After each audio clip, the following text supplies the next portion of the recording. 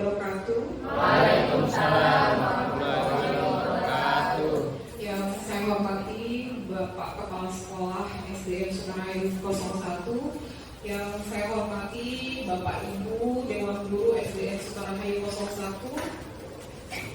Sebelumnya saya mengucapkan terima kasih ya kepada Bapak dan Ibu semua karena hari ini sudah meluangkan waktunya untuk menghadiri kegiatan desiminasi penyebaran pemahaman dan penerapan pengalaman budaya positif.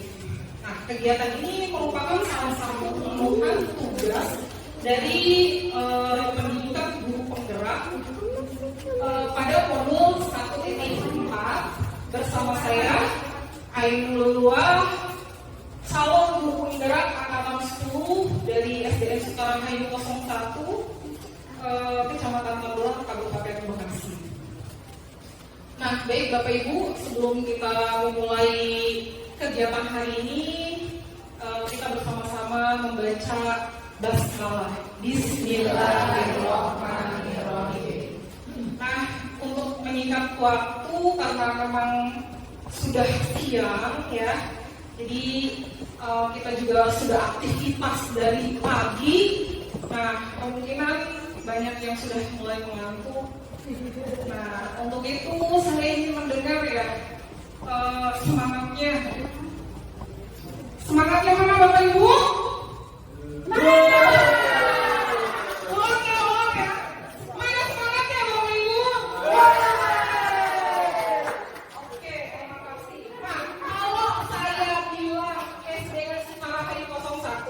Bapak dan Ibu jawabnya luar biasa. Bisa? Oke ya. Kita mulai nih. SDN Sukarhayu 01. Luar biasa. SDN Sukarhayu 01. Luar biasa. Tepuk tangan ya buat kita. Oke, terima kasih Bapak Ibu. Jadi saya tuh merasa bangga ya bisa di antara Bapak dan Ibu. Saya yakin Bapak dan Ibu merupakan guru-guru yang hebat, yang luar biasa. Tepuk tangan lagi buat kita. Oke, pada kesempatan ini saya akan memaparkan mengenai budaya positif ya, yang ada di sekolah kita. Nah, sebelum kita ke materi, saya ingin bertanya kepada Bapak Ibu. Boleh nggak bertanya? Boleh. Oke, nah, kalau saya berbicara tentang budaya positif, apa sih yang terbesit atau terlintas di pikiran Bapak dan Ibu? Boleh? Ada yang mau berpendapat? Silakan. Ketika kita mendengar kalimat budaya positif, apa sih yang ada di pikiran Bapak dan Ibu nih? Kira-kira siapa yang mau berpendapat? Oke, silakan Bu.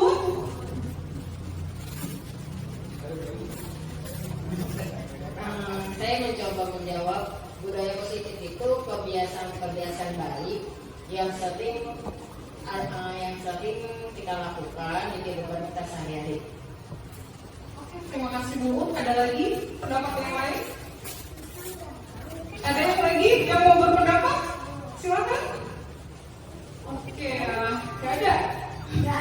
Cukup. Lanjut. Jadi terima kasih Bu ya. Jadi memang budaya positif itu adalah kebiasaan yang baik yang akan diterapkan. Nah, sekarang saya mau tanya lagi.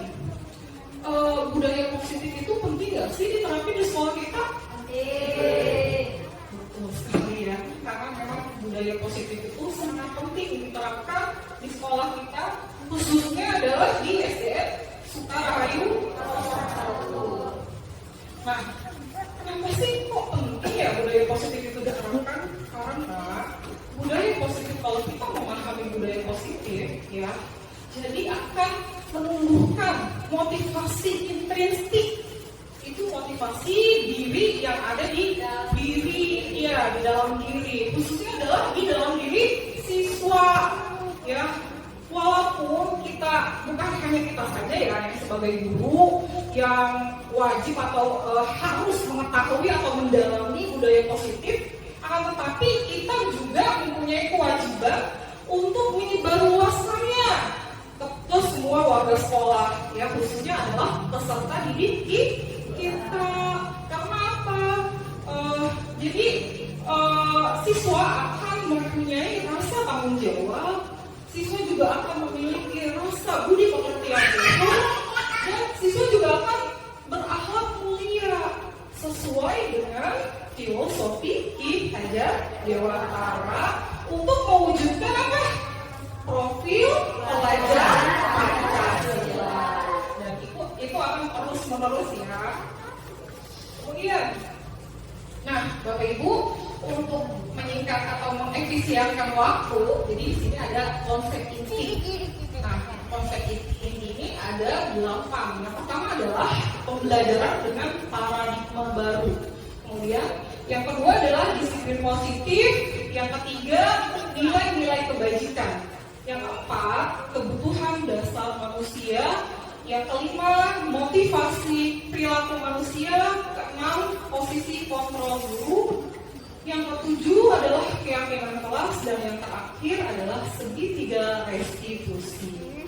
Nah, Bapak Ibu, saya akan menjelaskan satu persatu ya dari konsep inti ini ada dalam modul 1.4 budaya positif. Nah, sebelum kita ke sini ya, jadi bagian yang pertama ini adalah berkaitan dengan pembelajaran paradigma atau bisa disebut dengan pembelajaran dengan paradigma baru. Nah, sebelum saya masuk ke sini, saya tanya kepada ibu bapak nih, pernah mendengar tidak sih istilah yang pembelajaran berpusat pada guru dan satu lagi istilah pembelajaran berpusat pada siswa? Apakah bapak ibu sudah menerapkannya di kelas kalian semua? Oke, nah sekarang saya juga pengen nanya nih, ada yang mau berpendapat tidak ya? Apakah yang dimaksud dengan pembelajaran berpusat pada guru itu apa dan pembelajaran yang berpusat pada siswa? Silakan, ada yang mau berpendapat kan? Paham? Paham semuanya? Siapa yang mau menerapkan di kelas? Siapa? Ada yang mau berpendapat? Bina?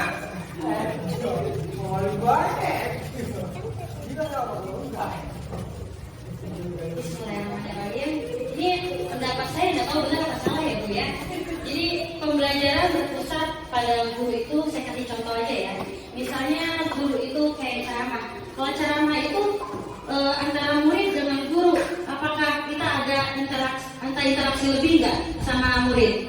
Kebanyakan kan kalau misalnya berpusat pada guru itu pembelajaran jenuh.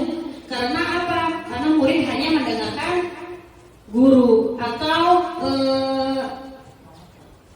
monoton satu arah. Sedangkan kalau pembelajaran berpusat pada murid atau student center ya, jadi kita bisa dalam pembelajaran itu bagaimana anak-anak itu kita mendapati masalah, kita kasih masalah. Jadi kayak berupa diskusi gitu, semacam gitu. Nah, kita beri ya terlibat langsung kepada murid. Jadi murid tidak hanya berpaku pada apa yang dijelaskan oleh guru, tapi dia juga dapat berkontribusi langsung dalam pembelajaran yang akan dilakukan. Gimana intinya? Sudah menerapkan di kelas? Sudah Bu. Contohnya bisa kayak diskusi itu sudah termasuk studi center. Ya. Terima kasih tepuk tangan buat Bu Lina. Oke ya, baik Bapak Ibu, berarti di sekolah kita ini sudah menerapkan semua ya? Sudah, alhamdulillah. Keren ya, kita nih SDM Sukarame 01 tuh luar biasa ya. Oke. Nah, Bapak Ibu, jadi pembelajaran yang berpusat pada guru itu kita cuma satu arah aja. Jadi hanya memberikan sama, hanya mentransfer ilmu aja. Kita tuh nggak tahu kebutuhan siswa seperti apa, terus gaya belajar siswa seperti apa, kita nggak tahu dulu. Maunya siswa seperti apa juga kita nggak tahu. Karena yang terpenting saya sudah ngasih ilmu, sudah mentransfer ilmu seperti itu ya. Nah kalau pembelajaran berpusat pada siswa itu, jadi siswa itu terlibat, kita sebagai guru cuma hanya fasilitator aja, ya. Jadi semua yang mencari sumbernya, yang memecahkan masalah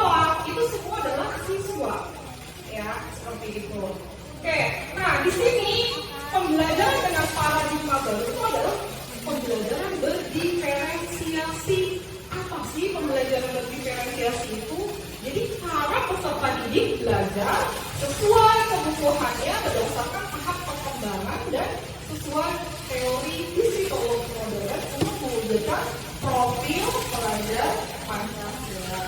Nah, ini semua adalah cita-cita dari Bapak Pendidikan kita, yaitu Ki Hajar Dewantara. Beliau itu mencita-citakan bahwa pendidikan itu harus menuntun. Kemudian pendidikan itu harus berpihak pada murid. Guru itu harus menjadi teladan. Begitu Bapak Ibu. Nah, selanjutnya Bapak Ibu pasti sudah tahu yang namanya profil pelajar Pancasila. Ini ada 6 dimensi Bapak Ibu. Yang pertama adalah beriman, bertakwa kepada Tuhan Yang Maha Esa, dan tentunya berakhlak mulia. Jadi kita mengharapkan siswa kita ini harus beriman, Bapak Ibu, itu yang utama ya. Beriman, bertakwa kepada Tuhan Yang Maha Esa, dan berakhlak mulia. Kemudian siswa kita ini harus berkebinekaan global. Jadi di sini berkebinekaan global itu maksudnya adalah terkait dengan budaya-budaya yang ada di Indonesia. Karena Indonesia itu terdiri dari bermacam-macam budaya ya. Kemudian bergotong royong. Bergotong royong di sini adalah bukan siswa itu hanya bergotong royong membersihkan lingkungan, menjaga kelestarian, bukan itu ya yang dimaksud ya Bapak Ibu. Tapi bergotong royong di sini adalah siswa itu harus berkolaborasi. Berkolaborasi dengan siapa? Dengan siswa juga, dengan guru, siswa itu berkolaborasi. Kemudian siswa harus kreatif. Jadi mempunyai banyak pemikiran yang kreatif, yang inovatif, yang memang sesuatu yang hal baru yang harus diciptakan gitu buat mereka. Nah, kemudian profil pelajar Pancasila juga harus menghasilkan siswa yang mandiri, tidak tergantung, berdiri sendiri, bertanggung jawab. Nah, dan yang terakhir adalah siswa harus bernalar kritis. Jangan diam saja, siswa itu harus mempunyai pemikiran yang kritis. Nah, selanjutnya Bapak Ibu, di sini adalah ada miskonsepsi tentang teori kontrol. Nah, teori kontrol ini dikemukakan oleh yang namanya psikiater dan sekaligus pendidik yang namanya Dr. William Gilson. Nah, yang pertama, ilusi guru mengontrol murid. Nah, miskonsepsi ya. Jadi walaupun kita sebagai guru Bapak Ibu, tapi kita tidak boleh atau tidak bisa memaksa murid untuk melakukan sesuatu. Yang karena jika murid itu memilih untuk tidak melakukannya ya mau gimana lagi gitu loh. Jadi kita guru nggak bisa memaksa murid. Nah, contohnya adalah seperti ini. Ketika ujian ya, guru itu mengawasi dengan ketat. Jadi tujuannya adalah agar mencegah kecurangan, misalnya mencontek seperti itu. Nah, ilusinya guru itu percaya bahwa dengan pengawasan yang ketat itu anak itu tidak akan mencontek gitu. Dan nilai hasil ujian itu juga merupakan kompetensi yang mencerminkan kemampuan aslinya si murid itu. Tapi kenyataannya apa Bapak Ibu? Kalau murid itu sudah berniat mau mencontek, dia akan mencari cara bagaimanapun secara kreatif, dia akan mencari cara bagaimana dia harus melakukannya, yaitu mencontek. Ya, biar gurunya nggak tahu gitu, pokoknya gimana ada yang nulis gimana gitu atau gimana dia tulis. Nah, kemudian yang kedua adalah ilusi bahwa semua penguatan positif, efektif dan bermanfaat. Jadi yang namanya berkaitan dengan penguatan positif itu adalah bujukan Bapak Ibu, rayuan. Nah, jadi bujukan dan rayuan itu merupakan adalah bentuk-bentuk dari kontrol. Jadi semua usaha yang mempengaruhi murid agar mengulang perbuatan sesuatu itu merupakan suatu usaha mengkontrol murid itu. Jadi ibaratnya contohnya adalah ketika kita di kelas terlalu sering memberikan stiker ujian gitu ya dalam menyelesaikan tugas di kelas gitu kan. Ilusi guru tuh kalau kita kasih stiker atau ujian itu adalah niatnya untuk memotivasi si siswa itu untuk apa ya namanya belajarnya lebih giat lagi, semangat lagi buat belajar. Tapi kenyataannya apa Bapak Ibu? Si murid ini dia hanya mengejar ujiannya aja, dia hanya mengejar stikernya aja. Jadi bukan karena dia niat pengen mau belajar. Jadi akhirnya apa? Jadi menurunkan motivasi intrinsiknya. Jadi saya mah kalau nggak dipuji nggak mau maju, atau saya mah kalau nggak dikasih stiker nggak mau kerjain. Nah seperti itu Bapak Ibu. Nah yang ketiga, ilusi bahwa kritik dan membuat rasa bersalah mampu menguatkan karakter. Jadi guru itu kadang sama siswa yang malas belajar, jarang sekolah langsung ditegur dengan keras. Hei kamu gimana sih? Kok gak pernah masuk itu? Sebenarnya menurut guru itu dengan kita menegur seperti itu dia akan berubah, ya. Dia akan memperbaiki loh, dia akan rajin sekolahnya. Tapi kenyataannya apa Bapak Ibu? Nah, si siswa ini bisa-bisa frustasi. Si siswa ini bisa-bisa menjadi stres lah ya, jadi cemas, takut gitu. Jadi boro-boro mau meningkatkan dia ingin belajar, tapi akan apa minat belajarnya itu jadi nggak ada, ya. Dikarenakan gurunya itu menegurnya dengan keras. Nah, mungkin kita akan merubah seperti itu ya Bapak Ibu. Yang keempat adalah ilusi bahwa orang dewasa berhak memaksa. Nah, orang dewasa itu biasanya merasa bahwa dia berkewajiban untuk merubah seorang murid. Orang dewasa itu kita ya guru.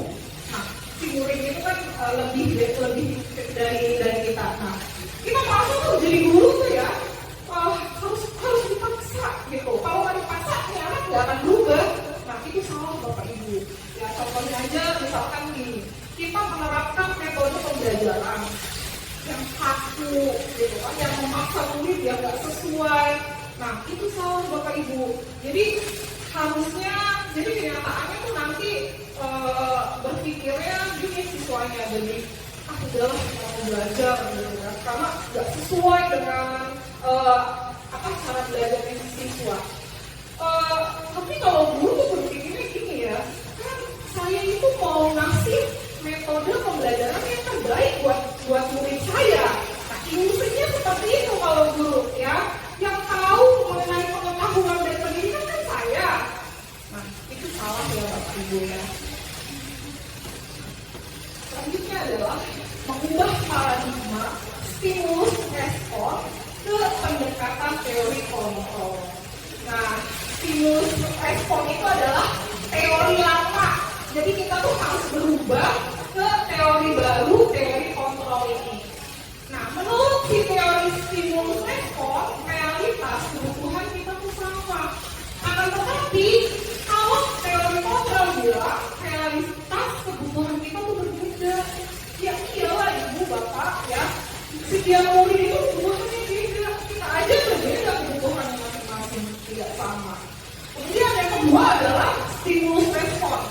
Jadi menurut dia semua orang melihat hal yang sama. Tapi menurut teori kontrol, setiap orang memiliki gambaran berbeda. Ya iyalah, soalnya kebutuhan kita aja berbeda-beda, anak-anak aja berbeda-beda, pasti memiliki gambarannya berbeda juga gitu.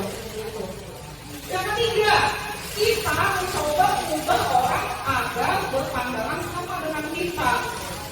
Tetapi menurut teori kontrol, kita berusaha memahami pandangan orang lain tentang dunia. Jadi kita nggak bisa memaksakan kehendak kita ke orang lain, ya. Begitu juga kita nggak boleh memaksakan kehendak kita ke murid kita. Yang kita lakukan apa? Kita hanya berusaha untuk memahaminya, gitu ya, seperti itu. Selanjutnya, menurut stimulus respon, perilaku buruk dilihat sebagai suatu kesalahan. Tapi menurut teori kontrol, semua perilaku itu memiliki tujuan Bapak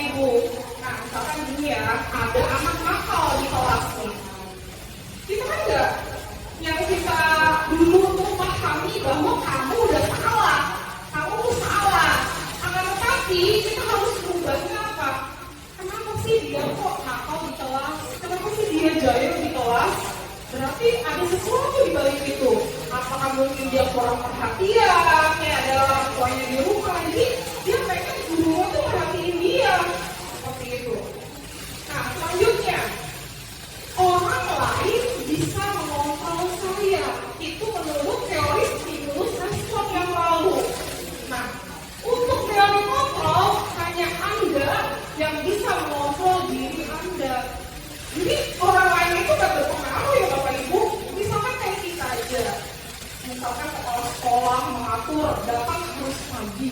Oke lah, waktu kepala sekolah standby sekolah sih, iya ya kita bisa gitu. Tapi ada kadang-kadang kepala sekolah itu kan tidak ada di sekolah. Nah, berarti kan kita juga bisa, maksudnya tidak itu. Nah, berarti jadi orang lain itu tidak bisa mengontrol kita. Jadi kita sendiri yang mengontrolnya. Itu yang namanya motivasi intrinsik, motivasi dari dalam diri. Ya kita kayak ke anak aja. Kamu jangan mencontek ya, mencontek. Tapi kan semua dia mau mencontek, mau enggak, itu kan keputusan dari anak itu, bukan kita. Selanjutnya, pemaksaan ada pada saat rujukan gagal. Nah, menurut teori kontrol, kolaborasi dan konsensus menciptakan pilihan-pilihan baru. Jadi, kalau kita udah ngerayu anak nih, hai siswa-siswa, kamu maksudnya yang rajin ya, ternyata itu tuh nggak bisa gitu. Jadi harus dipaksa. Itu hukum ya kamu kalau seandainya kamu jarang masuk. Itu adalah menurut stimulus respon. Akan tetapi kalau menurut teori kontrol, nggak bisa kayak gitu. Jadi kita harus bekerja sama, mufakat dulu, harus gimana gitu ya. Jadi nanti tercetus adalah pilihan-pilihan. Kalau misalnya gini, ibu bisa nggak ya saya nanti minta keringanan gitu. Soalnya saya adik saya, maksudnya kalau mau sekolah itu saya harus mau ngomong adik saya dulu ya, seperti itu. Jadi dikolaborasi dan konsensus. Dan yang terakhir adalah menurut stimulus respon adalah model berpikir menang kalah. Ya, tapi kalau untuk teori kontrol, model berpikirnya adalah menang gitu ya, Bapak Ibu. Selanjutnya. Nah, ini adalah bagian yang kedua dari modul salah tingkat, yaitu disiplin positif. Nah, ternyata disiplin itu dari kata Latin ya, bahasa Latin. Disiplina yang artinya belajar. Nah, disiplin ini mengacu pada disiplin diri yang memiliki tanggung jawab terhadap apa yang dilakukannya berdasarkan nilai-nilai yang diyakininya. Jadi disiplin itu ya datangnya dari dalam hati, bukannya terpengaruh dari orang lain. Nah, yang dinamakan disiplin positif merupakan salah satu cara penerapan disiplin yang bertujuan untuk menumbuhkan kesadaran serta memberdayakan peserta didik tanpa imbalan, penghargaan, reward, ancaman atau hukuman. Ya. Jadi kita sebagai pendidik itu tujuannya adalah menciptakan anak-anak yang memiliki disiplin diri sehingga mereka bisa berperilaku dengan mengacu pada nilai-nilai kebajikan universal dan memiliki motivasi intrinsik dalam perubahan perilaku ke arah yang lebih baik. Jadi bukan ekstrinsik. Nah kayak murid nih, kalau dia sadar sendiri, ya berarti itu adalah motivasi intrinsik. Tapi kalau dia melakukan kebaikan karena gurunya atau dihukum, berarti itu adalah motivasi ekstrinsik. Oke ya, kita lanjut. Nah ini namanya nilai-nilai kebajikan terkait dengan pembuatan keyakinan kelas nanti ya. Nilai yang disepakati bersama lepas dari suku, bangsa, agama, bahasa maupun latar belakangnya. Jadi contoh dari nilai kebajikan itu yaitu profil pelajar Pancasila, Bapak Ibu ya, yang selalu digaung-gaungkan sampai sekarang. Karena profil pelajar Pancasila itu tidak hanya diterapkan di sekolah kita saja, tapi di semua sekolah di Indonesia. Nah, nilai kebajikannya adalah beriman dan bertakwa kepada Tuhan Yang Maha Esa dan berakhlak mulia, berkebinekaan global, gotong royong, mandiri, kreatif, dan bernalar kritis. Kemudian ada yang dari IPO, Primary Years Program. Nah, dia berpendapat bahwa nilai-nilainya itu adalah toleransi, rasa hormat, integritas, mandiri, menghargai, antusias, empati, keingintahuan, kreativitas, kerjasama, percaya diri, dan komitmen. Nah, yang ketiga adalah keterampilan hidup, life skill. Dapat dipercaya, lurus hati, mendengar yang aktif, tidak merendahkan orang lain, dan memberikan yang terbaik dari diri. Baik, Bapak Ibu, masih semangat? Ya, alhamdulillah kalau masih semangat ya. Oke, lanjut. Nah, manusia itu mempunyai kebutuhan dasar, Bapak Ibu ya. Yang dimaksud kebutuhan dasar adalah manusia segala sesuatu yang kita lakukan untuk mendapatkan apa yang kita inginkan. Seluruh tindakan yang kita lakukan memiliki tujuan tertentu, dan semua usaha terbaik yang kita lakukan adalah dalam rangka agar kebutuhan dasar kita terpenuhi dengan baik. Nah, Bapak Ibu, jadi kita harus memahami diri kita, kebutuhan apa sih yang belum kita penuhi terhadap dia gitu, terhadap mereka. Ini contohnya kebutuhan dasar itu ada 5 kebutuhan dasar manusia. Yang pertama, bertahan hidup. Ya, itu adalah makanan, pakaian, tempat tinggal, keamanan, kesehatan. Dan yang kedua adalah kasih sayang dan rasa diterima. Jadi rasa diterima, dipedulikan, berbagi, kerjasama, menjadi bagian dari kelompok. Jadi diterima dalam kelompoknya. Dan yang ketiga adalah kekuasaan, harga diri, keinginan untuk dianggap, memimpin, berprestasi, diakui, didengar. Nah, yang keempat, kebebasan, mandiri, memiliki pilihan, mencoba hal baru, mampu mengendalikan arah dirinya. Dan yang terakhir adalah kita tuh butuh kesenangan ya, yaitu bermain, humor, antusiasme, dan tertawa. Nah, ini harus terpenuhi ya untuk murid-murid kita. Kita harus tahu kebutuhannya apa. Nah, di sini ada motivasi perilaku manusia. Jadi siswa ini bergerak itu motivasinya karena apa sih? Jadi perilaku anak itu baik, motivasinya apa? Kalau anak itu berbuat tidak baik, berarti motivasinya apa? Jadi di sini contohnya adalah kalau untuk menghindari ketidaknyamanan atau hukuman itu merupakan motivasi ekstrinsik. Jadi siswa itu berbuat baik karena takut sama gurunya. Nah, itu karena motivasi ekstrinsik. Terus kemudian untuk mendapatkan imbalan atau penghargaan dari orang lain. Nah, itu juga datangnya dari luar ya, motivasi ekstrinsik. Dan yang kedua adalah motivasi intrinsik, itu dari dalam diri kita. Itu untuk menjadi orang yang memiliki keinginan dan menghargai diri sendiri dengan nilai-nilai yang mereka percaya. Baik Bapak Ibu, selanjutnya, nah ini dia Ki Hajar Dewantara ya, Bapak Pendidikan kita.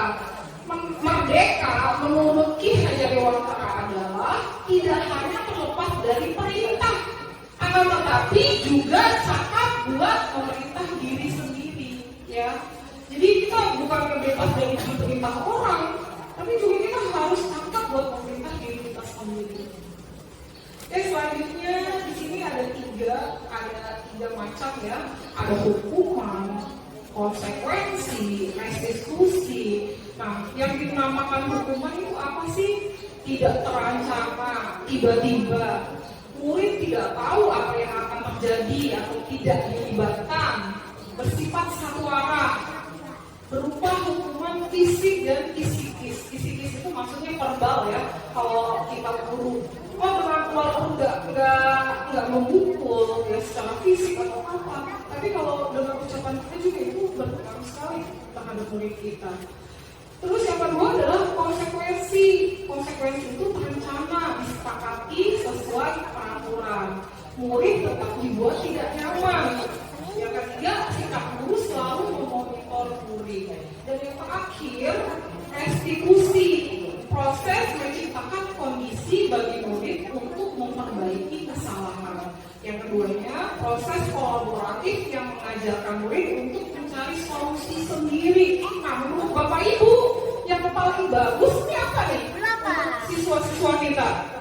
Apakah memberi hukuman? Apakah memberi konsekuensi? Atau kita melakukan restitusi? Restitusi, ya. Berarti kita melakukan ngobrol anak, ya. Kalau anak melakukan sesuatu yang tidak baik, kita ajak ngobrol anaknya. Ya. Iya benar Bu. Jadi kenapa sih? Pasti kan mereka berbuat gitu tuh ada alasannya Ibu. Ya. Oke lanjut. Nih, contohnya ya. Contoh tindakan guru ya selalu. Nah di sini ada dua ini ya, ada dua aja karena restitusi itu adalah pilihan terbaik ya. Di sini kadang kita sebagai guru melakukan seperti ini gitu ya, guru gitu. Yang pertama adalah misalkan tindakan guru mencatat 100 kali di dalam buku kalimat saya tidak akan terlambat lagi karena terlambat di sekolah. Nah ini bentuk ini adalah hukuman karena bentuknya fisik ya. Jadi anak tuh disuruh nulis sampai 100 kali dan itu anak bukannya tidak peraturan ini tuh bukannya kesepakatan, bukan. Itu tiba-tiba, jadi gurunya kesal nih, ini anak terlambat terus, jadi dikasih hukuman. Nah, hukumannya seperti ini. Kemudian, lari mengelilingi lapangan basket 2 kali karena terlambat hadir di sekolah. Nah, ini juga masuknya ke hukuman, karena bersifatnya ini fisik juga mengelilingi lapangan. Kemudian yang ketiga, murid diminta untuk push up 15 kali karena tidak menggunakan masker di sekolah. Nah ini juga bentuk hukuman juga fisik. Terus yang keempat, menggantikan kertas tugas teman yang telah dicoret-coret. Nah ini maksudnya bukan hukuman tapi konsekuensi karena itu pertanggungjawaban ya, sudah kesepakatan, sudah disepakati. Nah kemudian membersihkan tumpahan air di meja tulis karena tersenggol pada saat belajar. Ini juga merupakan konsekuensi ya. Yang kemudian murid disuruh untuk tidak mengenakan sepatu seharian di sekolah karena tidak mengenakan sepatu hitam. Itu juga hukuman maksudnya. Dan lari mengelilingi lapangan basket 2 kali karena terlambat 10 menit untuk pelajaran TJOK. Nah, kok ini maksudnya konsekuensi ya, Ibu? Apa sih perbedaannya dengan tadi suruh mengelilingi lapangan basket 2 kali? Ini juga fisik juga kan ya? Coba, ada yang bisa berpendapat nggak? Apa sih bedanya ya?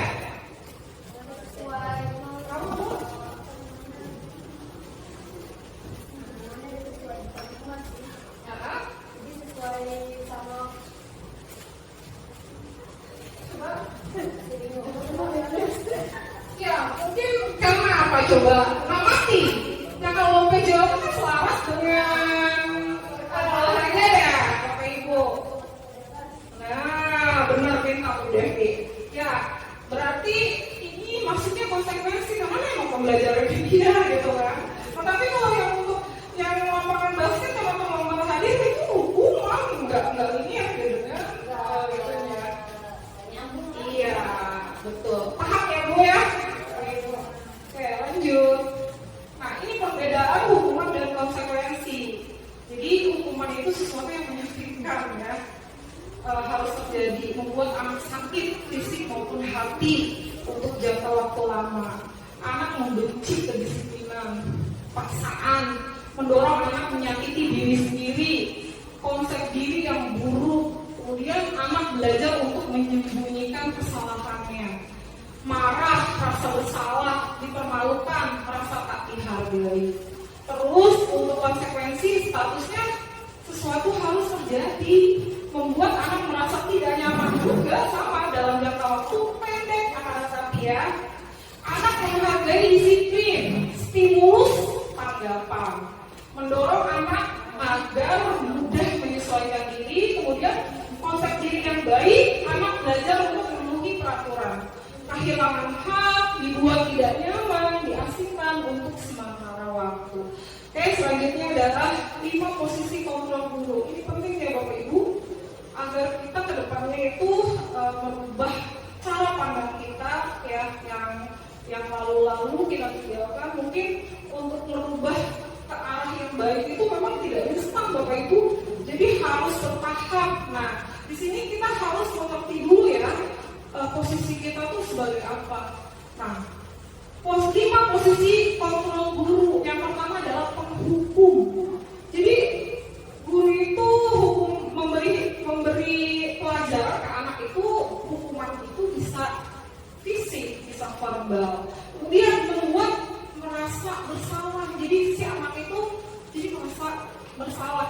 Nah, biasanya dalam posisi ini guru berbicaranya itu lembut gitu, pelan gitu ya. Terus dengan suasana hening, biar si anak itu apa? Oh iya ya, aku tuh salah gitu, kayak seperti itu.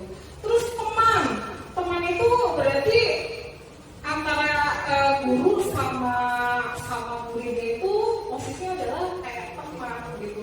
Ayolah, kan kalau kita meminta ke teman itu gitu ya, ayolah bantulah, sama seperti itu. Nah, yang ketiga ini pemantau itu cuma ya melihat, tapi dia mengontrol juga, masih tetap mengontrol. Dan yang kelima itu manajer itu sesuai dengan restitusi. Jadi guru itu harus tahu alasannya kenapa, terus mencarikan solusi untuk si anak ini, ya solusi yang terbaik gitu. Harus bertanggung jawab anaknya. Jadi kita bisa membawa anak kita itu bisa bertanggung jawab, bisa mencari solusi, membantu anak itu untuk memecahkan masalahnya sendiri. Selanjutnya, ini 5 posisi kontrol ya. Jadi guru berbuat, guru berkata, hasil kaitan dengan dunia berkualitas, murid berkata. Nah, dampak pada murid. Nah, kalau penghukum itu dampaknya adalah siswa itu akan mengulangi kesalahannya. Walaupun udah dihukum dengan fisik, tapi kayaknya dia nggak jerah gitu, besok melakukan lagi seperti itu. Nah, membuat orang merasa bersalah. Jadi si anak itu akan merasa rendah diri, nggak ada kepercayaan dirinya. Nah, kalau itu masuknya ke identitas gagal ya. Nah, kalau untuk identitas berhasil atau sukses itu kita posisinya ada di teman, ya sebagai teman, sebagai pemantau. Nah, dampak pada muridnya apa? Lemah tapinya, tidak mandiri itu anak. Tergantung sama kita guru gitu ya. Kalau gurunya memerintah, baru dia melakukan. Tapi kalau gurunya tidak memerintah, ya udah diam aja seperti itu. Nah, kalau sebagai pemantau, menitik beratkan pada sanksi atau hadiah untuk dirinya. Jadi untuk merubah anak, kalau si pemantau ini misalkan, kalau kamu belajarnya bagus, ibu kasih hadiah ya. Jadi dia hanya mau belajar bagus, belajarnya belajarnya semangat itu karena hadiah gitu, bukan karena dirinya. Nah, yang terakhir adalah identitas berhasil sukses. Jadi kita harus menempatkan diri kita itu sebagai manajer, ya. Jadi dampaknya pada murid apa? Murid itu dapat mengevaluasi diri, bagaimana cara memperbaiki diri. Oke, lanjut. Nah, Ibu, Bapak, di sini saya ada kasus ya. Kasusnya itu contoh penerapan 5 posisi kontrol guru. Nah, kasusnya itu kalau siswa memakai atau tidak memakai atribut bahkan saat upacara bendera. Nah, kalau posisinya sebagai penghukum, si guru itu akan memberikan hukuman siswanya disuruh hormat pada bendera selama 1 jam.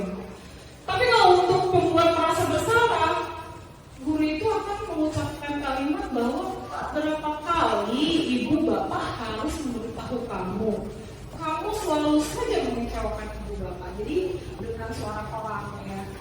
Kemudian kalau posisinya sebagai teman, ayo dong ikuti aturan sekolah, tolong bantu ibu bapak sekali ini ya, sudah tidak apa-apa, lain kali jangan sampai berbuat seperti ini lagi ya. Nah, ini posisi teman. Kemudian kalau posisinya pemantau, kamu sudah melanggar peraturan sekolah, kamu tahu konsekuensinya. Nah, setelah upacara, kamu beli atributnya ke koperasi dan jangan diulang lagi. Nah, kemudian ini adalah contoh kalau sebagai kita manajer ya. Apakah kamu tahu kesalahanmu? Kira-kira bagaimana kamu memperbaiki memperbaiki kesalahannya. Nah, ya sampai sini paham ya? Posisi 50. Oke, saya ada challenge. Jadi ada soal nih. Posisi kontrol apakah saya kecewa sekali dengan kamu sebagai penghukum kah? Merasa bersalah kah? Manajer kah? Apa, Bu? Iya, kira uang ya.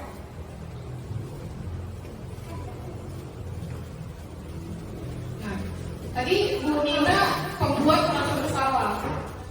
Betul apa salah? Kamu selalu saja mengecewakan. Ya, berarti salah Bu.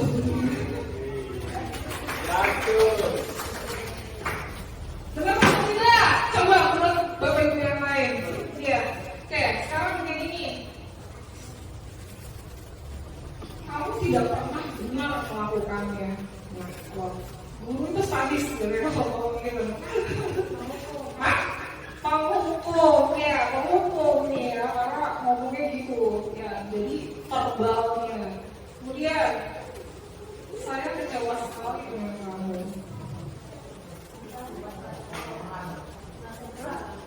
Bersalah ya, merasa bersalah.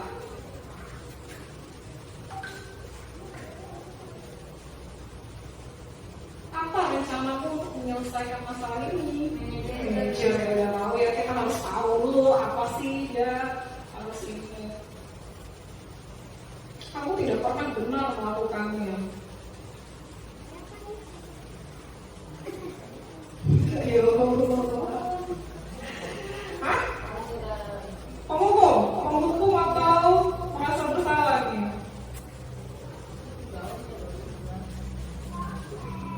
Balik lagi, padahal aku balik-balik ya. Pada bingung semua. Oke, nih apa? Ayolah lakukan demi Bapak. Paham? Betul Pak Wiryo.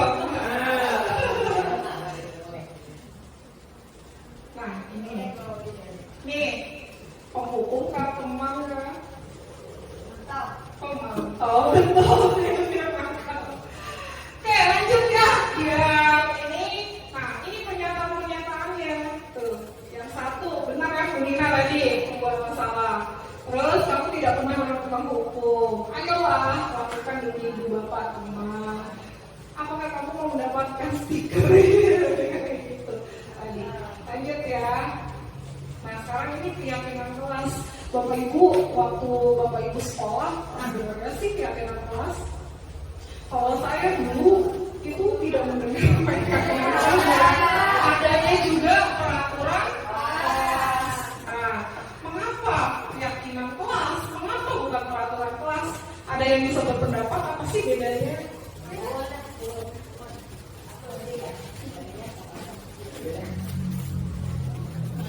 Menurut saya perbedaan antara keyakinan dengan peraturan kelas itu, kalau peraturan kelas itu dibuat oleh guru, jadi cuma satu arah. Jadi guru yang membuat peraturan menurut dia harus begini. Nah, kalau keyakinan kelas itu dibuat dua arah antara guru dan siswa. Jadi sebelum dia membuat peraturan, dia harus bermusyawarah dengan murid, menerima pendapat murid. Nanti setelah tertampung ide-ide dari murid-murid, lalu kita pilih kira-kira yang sesuai di kelas kita seperti apa. Seperti itu, Bu. Terima kasih, Bu. Betul sekali ya. Aduh, pintar banget, Bu. Oke. Nah, seperti itu. Jadi kalau peraturan kelas itu yang membuat adalah guru sendiri, ya. Dan dalam bentuk yang konkret ya, maksudnya peraturan yang ada di kelas yang akan dilakukan atau tidak boleh dilakukan. Nah, kalau keyakinan kelas ini berhubungan dengan nilai-nilai, jadi itu datangnya itu dari dalam diri siswa dan guru juga, gitu ya, yang meyakini nilai-nilai yang luhur yang kebajikan tadi ya. Oke, lanjut. Nah, ini peraturan. Perbedaan peraturan dengan keyakinan kelas. Jadi kalau peraturan selalu kembalikan buku ke tempatnya. Jadi kalau keyakinan kelasnya berarti bertanggung jawab. Gitu. Nah, Bapak Ibu, kalau kita mau menyusun keyakinan kelas, kita harus menggunakan perkataan teman-teman yang positif ya.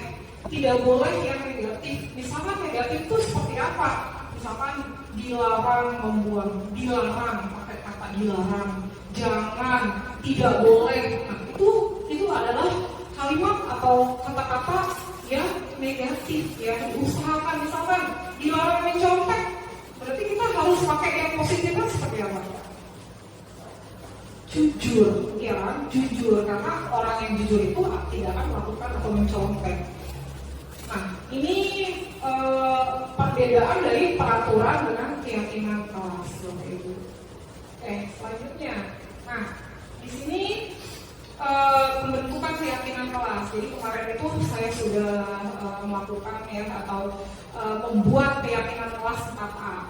Yang pertama adalah bersifat abstrak, berupa pernyataan universal, dibuat dalam kenyataan positif. Sedikit saja agar mudah diingat. Jadi kalimatnya nggak usah panjang-panjang, sedikit aja. Misalkan disiplin, tidak boleh terlambat, kayak gitu. Maksudnya kan masuk ke disiplin. Nah, sesuai dengan kondisi kelas dan sekolah sehingga mudah diterapkan. Dan yang terakhir, semua warga sekolah atau warga kelas dilibatkan saat membuat keyakinan kelas. Oke, selanjutnya. Nah, ini adalah contoh pembuatan keyakinan kelas ya. Mungkin Bapak Ibu bisa dilihat waktu saya membuat keyakinan itu. Nanti saya percepat aja, nggak terlalu lama. Ini mungkin di awal aja saya tampilkan ya Bapak Ibu.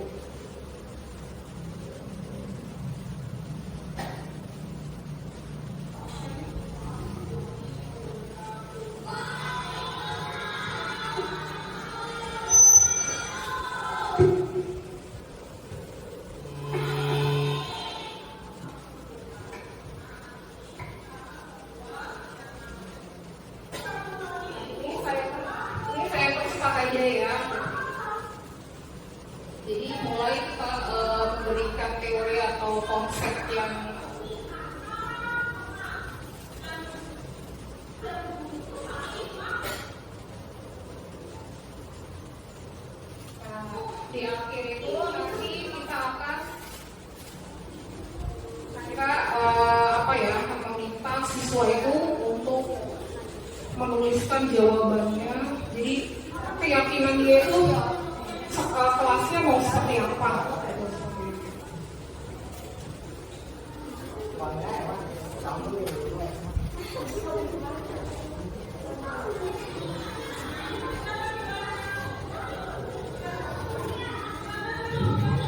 Nah, seperti ini ya Bapak Ibu.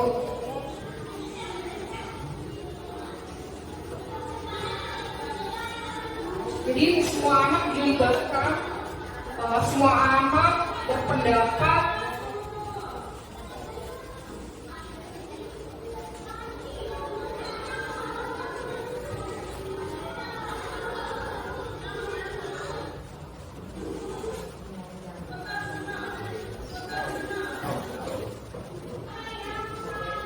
Jadi nanti akan akan diperoleh yang namanya keyakinan kelas. Jadi kalau ada kalimat yang sama, berarti kita ambil yang salah satunya.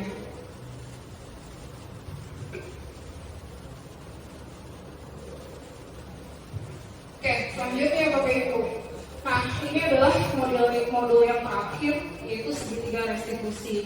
Jadi kita sebagai guru, kalau murid kita itu bermasalah, kita menggunakan segitiga restitusi. Yang tahapan segitiga restitusi itu apa? Yang pertama adalah menstabilkan identitas. Kemudian yang kedua adalah validasi tindakan yang salah. Yang ketiga adalah menanyakan keyakinan.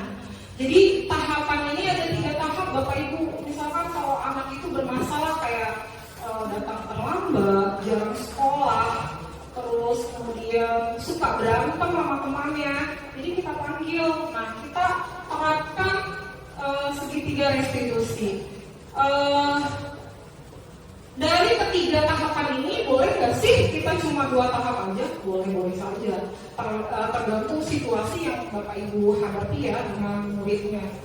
Kemudian lanjut. Nah, tahap pertama adalah menstabilkan identitas. Jadi kita itu berkata-kata, kalimatnya itu seperti ini, bahwa berbuat salah itu tidak apa-apa, tidak ada manusia yang sempurna. Jadi kalau murid kita ada kayak ada kasus atau ada masalah, jadi kita tuh menstabilkan si siswanya itu dulu gitu. Nah kemudian yang kedua adalah validasi tindakan yang salah. Jadi berdasarkan prinsip setiap perilaku berupaya memenuhi suatu kebutuhan tertentu. Jadi kayak gini kalimat gurunya, padahal kamu bisa melakukan yang lebih buruk dari dia. Kamu pasti punya alasan mengapa melakukan hal itu. Kamu patut bangga pada dirimu sendiri karena kamu telah melindungi sesuatu yang penting buatmu. Nah, kamu melakukan karena mempertahankan sesuatu yang penting bagimu. Jadi gurunya itu berkata seperti itu kepada gurunya yang bermasalah. Nah, yang ketiga adalah menanyakan keyakinan. Berdasarkan prinsip teori kontrol bahwa pada dasarnya kita termotivasi secara intrinsik, ya. Kalimat yang kita ucapkan sebagai guru adalah apa keyakinan kelas kita, nilai-nilai apa yang telah disepakati bersama, seperti apa gambaran sebuah kelas yang ideal menurut kamu. Nah, terakhir adalah kamu ingin menjadi orang yang seperti apa. Oke Bapak Ibu, ini adalah contoh dari penerapan segitiga restitusi ya.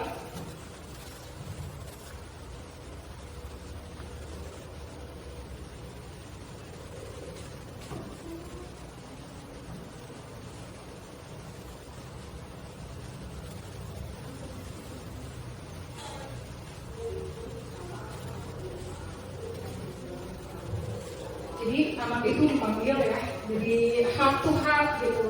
Jadi jangan diselesaikan di kelas, tapi kita tentukan ruangan gitu sama anak bisa berbicara santai.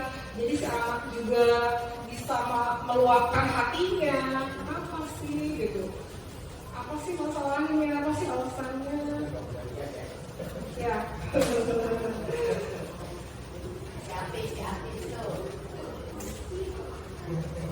Sudah terdengar ya Bapak Ibu? Dengar kan?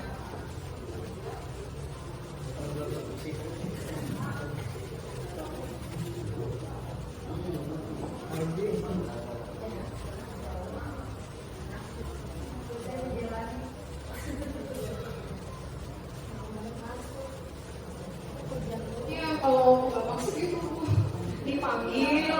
Nah itu menurut teori segitiga restitusi. Karena banyak ya Bapak Ibu sekarang ini itu anak itu karena telat itu main handphone sampai malam. Jadi itu membuat mereka itu kesiangan jadinya.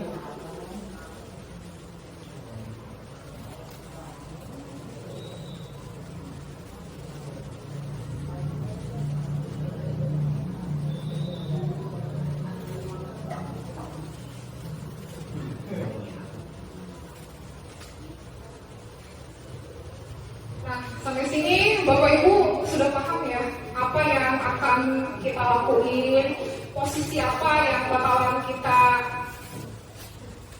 terapkan ke anak. Kira-kira posisi apa Bapak Ibu yang mau diterapin nih ke anak-anak? Posisi guru seperti apa sih yang mau kita terapin? Apakah kita sebagai penghukum? Apakah kita cuma sebagai pemantau saja? Ataukah kita pemberi pembuat masalah, apa sih namanya, merasa bersalah atau apa kira-kira Bapak? Atau sebagai teman?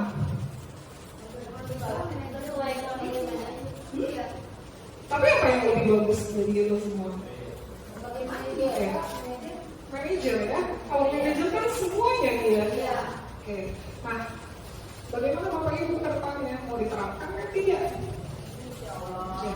Berubah itu kan memang ya perlu ini. Saya juga mengenal ini Bapak Ibu dari pendidikan guru penggerak.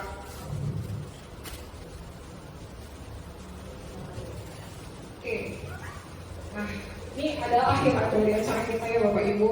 Nah, jadi penutupnya adalah dalam penerapan program disiplin positif, hendaknya guru memiliki standar kepribadian profesional dan sosial yang baik, di mana guru mampu merefleksi dirinya dalam sisi kontrol saat ini.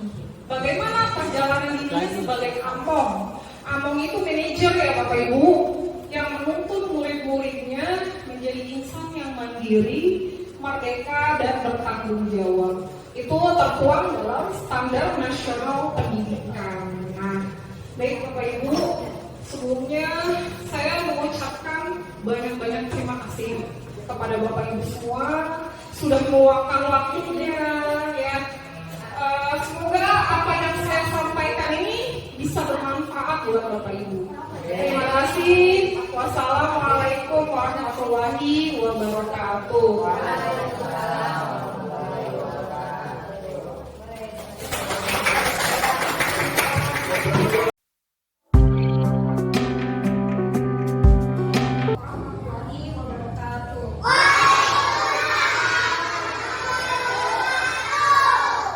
Bagaimana kabar kalian hari ini? Alhamdulillah. Nah, hari ini kita akan membuat yang namanya keyakinan kelas. Ada yang sudah mendengar keyakinan kelas? Nah, Ibu akan menjelaskan mengenai keyakinan kelas. Jadi, keyakinan kelas itu mirip dengan peraturan. Ya, kalian udah pernah dengar peraturan? Udah pernah mendengar belum peraturan? Di sekolah kan ada tuh yang namanya peraturan, ada tata tertib. Nah, di kelas juga kita akan buat, ya. Nah, tapi bentuk peraturannya itu berupa keyakinan. Kenapa harus berupa keyakinan? Karena dengan adanya keyakinan,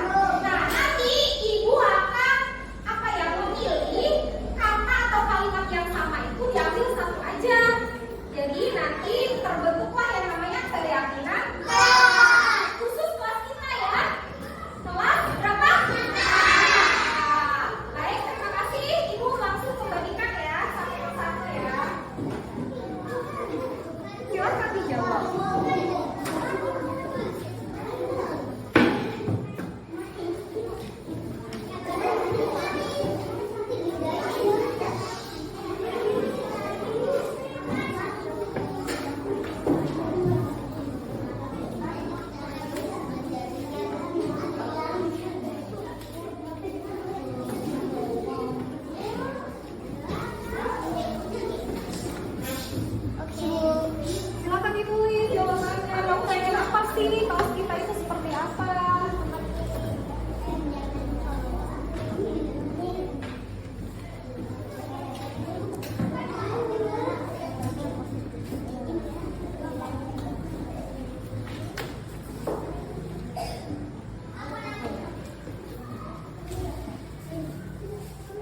Silakan tulis jawabannya. Kalau yang sudah selesai, silakan tempelkan di sini ya.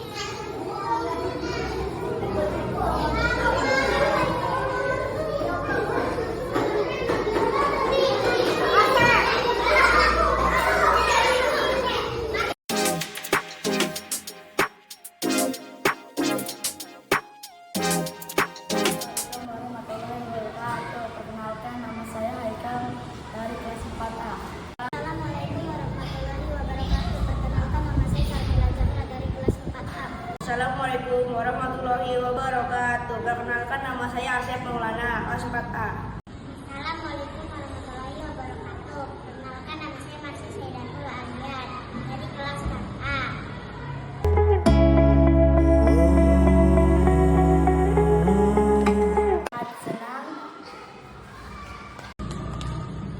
Sangat senang sekali, soalnya seru. Seru. Senang sekali.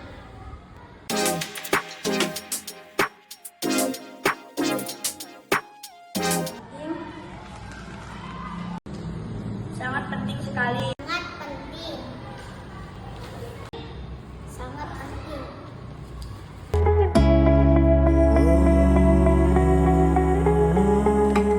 Lebih disiplin. Dapat membuat kita lebih menghargai orang lain. Membuat kita lebih baik lagi.